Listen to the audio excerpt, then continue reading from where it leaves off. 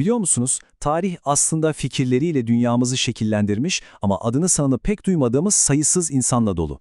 İşte bugün bu unutulmuş dehalardan birinin gerçekten de inanılmaz hikayesini hep birlikte gün yüzüne çıkaracağız.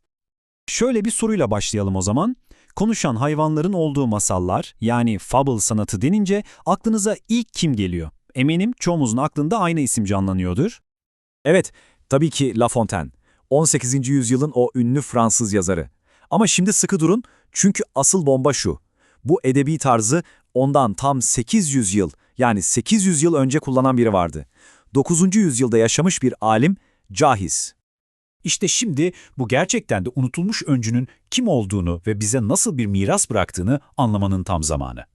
Peki, kimdi bu zamanının yüzlerce yıl ötesinde yaşayan adam?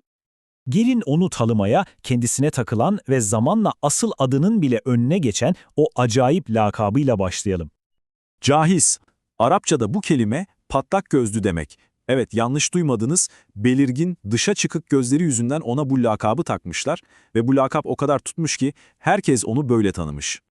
Asıl adı Amr bin Bahr el-Kinani.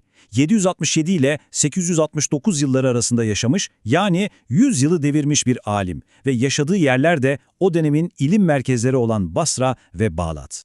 Hayat hikayesine baktığımızda dönemin en canlı şehirlerinden biri olan Basra'da doğduğunu görüyoruz. Gençliğinde gramerden şiire, tarihten felsefeye ne bulduysa okumuş, öğrenmiş, zekası o kadar parlamış ki yolu Bağdat'a, Halife el-Memun'un sarayına kadar uzanmış. Ömrünün sonlarını ise yine doğduğu topraklarda Basra'da geçirmiş. İşte hikayesindeki en kritik noktalardan biri de bu. Onun o keskin zekası ve bitmek bilmeyen öğrenme tutkusu dönemin en önemli düşünce okullarından biri olan Mutezile'nin dikkatini çekiyor. Bu okulun liderleri Cahiz'in potansiyelini görüp ona maddi destek sağlıyorlar. Yani aslında onun gelişiminde çok kilit bir rol oynuyorlar. Caiz'in edebi yönü inanılmaz, tamam. Ama durun, hikaye burada bitmiyor. Çünkü bu adam aynı zamanda inanılmaz bir bilim insanı. Şimdi gelin 9. yüzyılda neler yaptığına bir bakalım. Kendisi zooloji, yani hayvan biliminin öncülerinden biri olarak kabul ediliyor. Düşünün, o dönemde hayvanları deney yapmak için kullanan ilk alimlerden biri. Sadece hayvanları sınıflandırmakla kalmıyor, çevre koşullarının onlar üzerindeki etkilerini bile inceliyor. Yani bildiğiniz modern bir bilimsel yöntem uyguluyor. Bu, o çağ için devrim niteliğinde bir yaklaşım. Kimya alanında yaptıkları ise gerçekten akıl almaz. Size 9. yüzyıldan bir tarif vereyim. Hayvan gübresini alıyorsunuz, bunu kuru damıtma denilen bir işleme sokuyorsunuz ve sonuç saf amonyak elde ediyorsunuz. Bu kimya tarihi için inanılmaz önemli bir buluş. Ama en çarpıcı, en akıllara durgunluk veren tespiti, bugün bizim için çok sıradan olan ama o zamanlar kimsenin aklına bile getirmediği biyolojik bir gerçek hakkındaydı. Ünlü eseri Kitap el Hayvan, yani Hayvanlar kitabında aynen şöyle yazıyor. Her kılın dibinde bedenin solunumunu sağlayan gözenekler vardır. Eğer bunlar olmasaydı insan anında ölürdü. Bu ne demek biliyor musunuz?